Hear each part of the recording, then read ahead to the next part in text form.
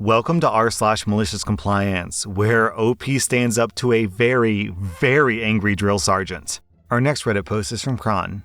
Gather around as I tell you the story of the time that I got fired from the worst place that I've ever worked at. From day one, it was a nightmare. There was zero onboarding or training. I was simply given the login info for a couple of different websites and told to get to work. Our company planned large conferences, and I was in charge of speaker coordination. I was the only person in this role. This information solely resided with me. Not a big deal, I say to myself. I'm good at thinking on my feet. I'll just ask questions when I need clarification on something. That turned out to be impossible because my manager's first language wasn't English. I am all for learning new languages. I think it's a great skill to have, and it takes a lot of work, and being able to speak multiple languages is impressive. The problem was that her English was so poor that it was often very hard to understand what she was trying to say. I once asked if she had time to hop on a call and explain something to me, and she responded with, "No, OP, self-skills is a must. I am bird without head." It took me a few days to figure out that what she was trying to say was that things were hectic. That she was running around like a chicken with its head cut off, and she needed me to be self-sufficient. Regardless, I did my best in the position. Small mistakes happened here and there, but overall, all the speakers were very happy and felt well supported. I struggled in communicating with my manager, but I thought the company was happy with my work. Until 4 months in, when I was randomly pulled into a meeting with my manager, HR, and legal. Effective immediately, I was fired. I asked why I was being fired and why this was the first time I'd heard of any problems. Why wasn't there a write-up or a verbal warning? My manager said that it was because the 10 minutes it takes me to respond to email was too slow. And to be clear, I responded slowly because I was running the analytics. That was a BS reason, and we all knew it. If you don't like me personally, fine, but don't try to make this seem like I was a bad employee. To be honest, I was furious. We do the exit interview with HR, and then my manager asked me to send over any documents I had and describe where I was in regards to our next event and our speakers. Non-disclosure agreements are really common in this field. I've signed one at every job I've ever worked, but this employer's NDA had a clause in it that worked to my advantage. I said, "As per my NDA, I'm not to discuss intimate details or share documents relating to this position with any employer, past or future. Since this firing was effective immediately, you are now a former employer, and I'm bound to my NDA." HR hemmed and hawed a little bit, telling me that of course I could speak to them about it. After all, this was about their event. I pulled out a copy of my NDA and pointed out the exact clause and said that it clearly stated that if I violated this NDA, I would be sued. So no, I couldn't talk to them about the position. HR turned to legal, and legal pointed out that I was technically correct. They were now a former employer, and I was bound to my NDA. They fired me 17 days before the event. They did not have time to start over from scratch. I still keep in contact with some of my coworkers, and apparently the event was a shit show, and the manager nearly lost her job because of it. Over half the speakers pulled out once the communication broke down. All because I take too long to respond to emails. Yeah, so NDA aside, if I got fired and then they said, "Oh, by the way, could you do me a favor?" I'd be like, "No, how about instead you go fuck yourself?" Our next Reddit post is from Maliciously. Years ago, I was working for a university as a secretary for a rather large department. I was told by the chair to call everyone by their first name rather than the formal Dr. So-and-so. I complied, and life went on with me using informal names and them doing the same for me. However, about a year later, I called to Dr. So-and-so in the next room to ask a question. It was benign enough, and I was still respectful when I used his first name. Not long after, I received an email. He addressed it to my first name, let's say Beth, and said that I needed to call him Dr. So-and-so and not use his first name. I knew that this was his way to establish his superiority over me, but I would not have it. I may have been the secretary, but I was still a human being who deserved respect too. Here's where the malicious compliance came into play. I wrote him an email back addressing him as Dr. So-and-so. I agreed to call him by his formal name, but I insisted that he do the same to me. I'm no longer Beth, but instead Mrs. Doe. I copied the department chair and executive aide so everyone was in the loop. He went to the chair to complain, but she sided with me, and so it began. From then on out, it was Dr. So-and-so on every correspondence and when I spoke to him. If he addressed me as Beth, I would remind him that I wanted to be addressed as Mrs. Doe, and I wouldn't answer him until he addressed me as such. This really got on his nerves. He didn't want to be the only one to call me by my formal name because it messed with his need for superiority over a peon. It only took less than a week before he wrote to me again. This time he said, "Please call me Paul instead of Dr. So-and-so." No apology to me, just a resounding white flag surrender. I took it as a small win for the peons and proceeded to call him Paul. I worked in that department for 8 years, and we never had another problem like this.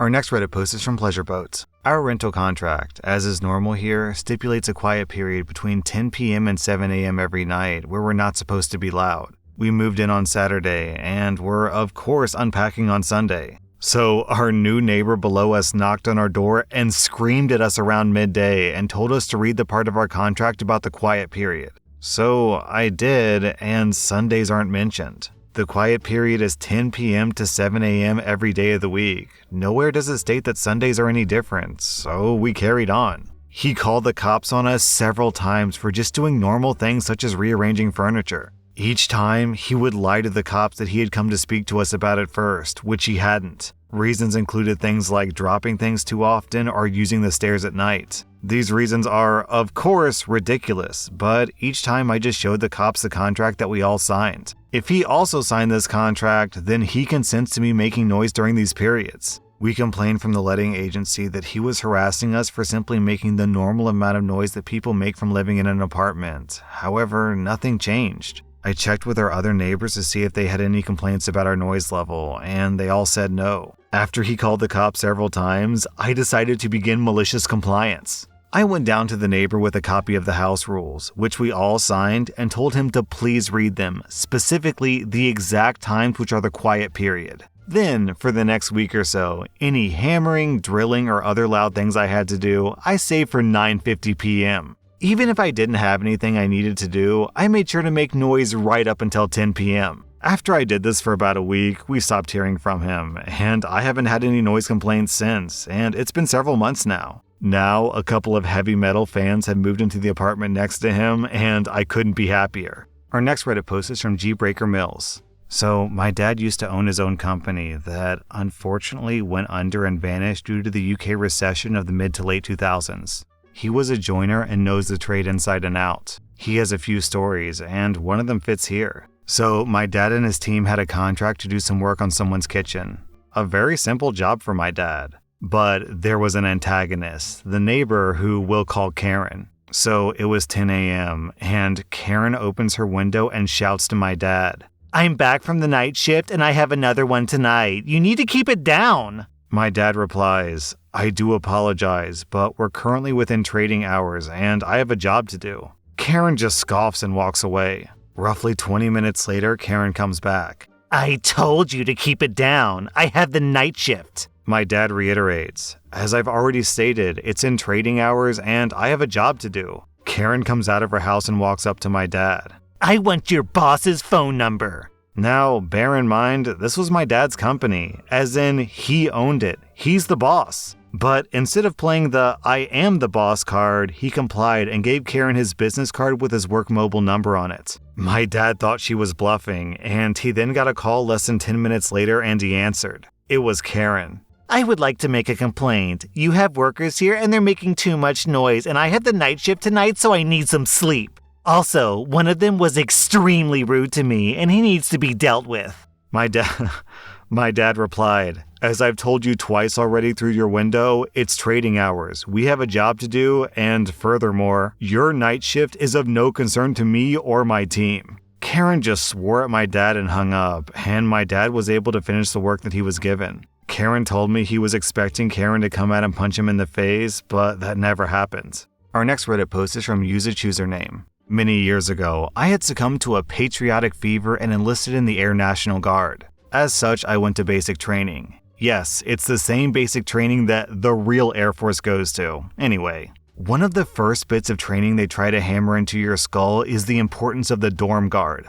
The dorm guard is responsible for controlling who has access to the dormitories, reporting headcount to Night Watch, and making sure nobody is up to no good or starting fires. It is a very easy job, but trainees regularly screw it up because they can't think straight in the military training environment. If somebody knocks on the door, the dorm guard has to verify their ID against a list on the back of the door. No ID, no entry. If the ID is presented but there's no matching name on the list, then no entry. There are only two exceptions. One is if the person requesting entry has a key and uses the key in the lock. Second, the person requesting entry can use a known code word, but this will only happen in an actual emergency and isn't part of the training experience. To quote my military training leader, "If Osama bin Laden shows up to the door armed with an RPG and wrapped head to toe in dynamite and he gives you the code word, let the in and stay out of his way." Everyone has to do dorm guard duty, and you should expect to be tested. They'll yell and threaten, try to trick you, intimidate you, and beat on the door mercilessly, but the protocol is gospel.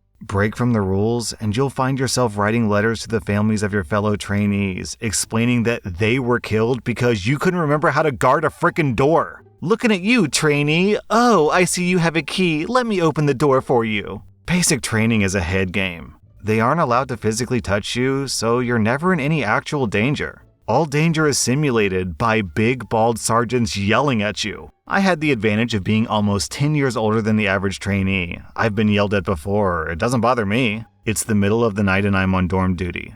I do a head count. 51 people are present, but 50 people are assigned. This means that either I miscounted or someone is here who isn't assigned to be here. Not to mention that whoever did the count before me has been screwing it up. I do another count. 51 hits. I call to the military training leader on duty, not our regular military training leader, via the loud squawk box intercom on the wall, which everyone in the dorm can hear. "Sir, trainee OP reports as ordered, blah blah blah, other stuff I had to report. Head count 50 assigned, 51 accounted for." "What was that head count again?" "Sir, 50 assigned, 51 accounted for."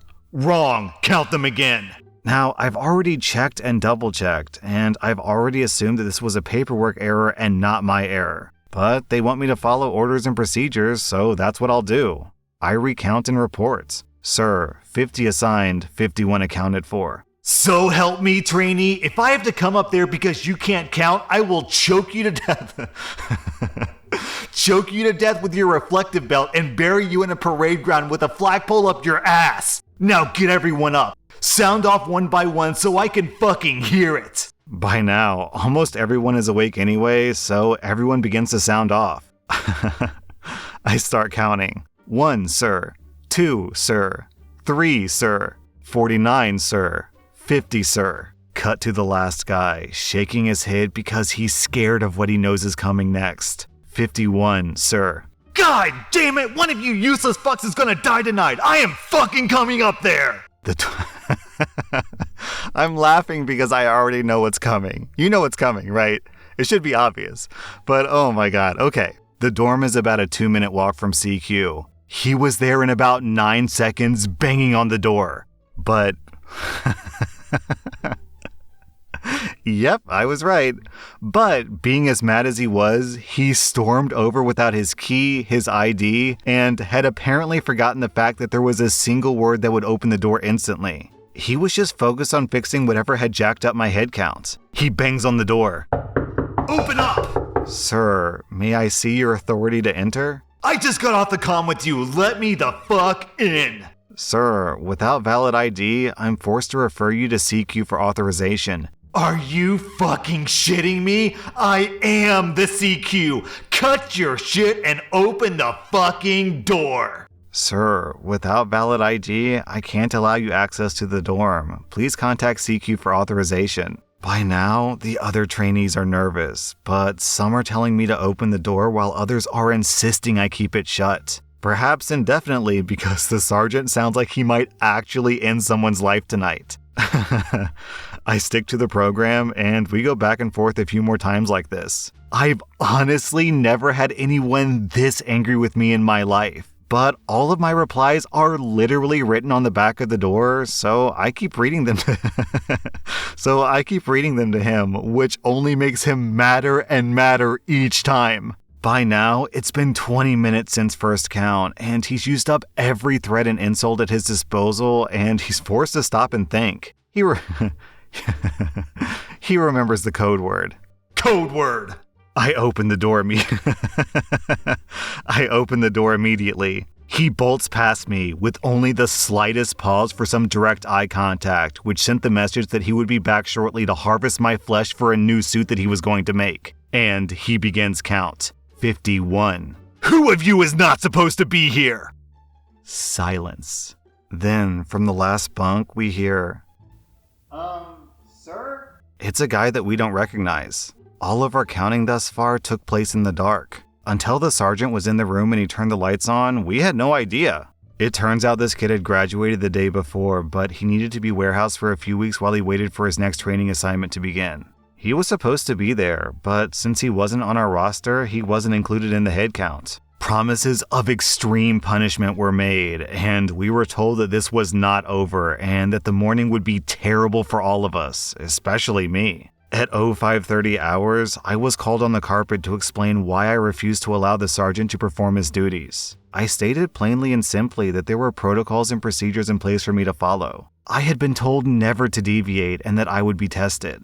I had performed the duties to the best of my abilities. They could find no fault with this, and I was never punished. The sergeant who had yelled at me through the door later quietly congratulated me for sticking to the protocol. Ultimately, it reflected well on both of us.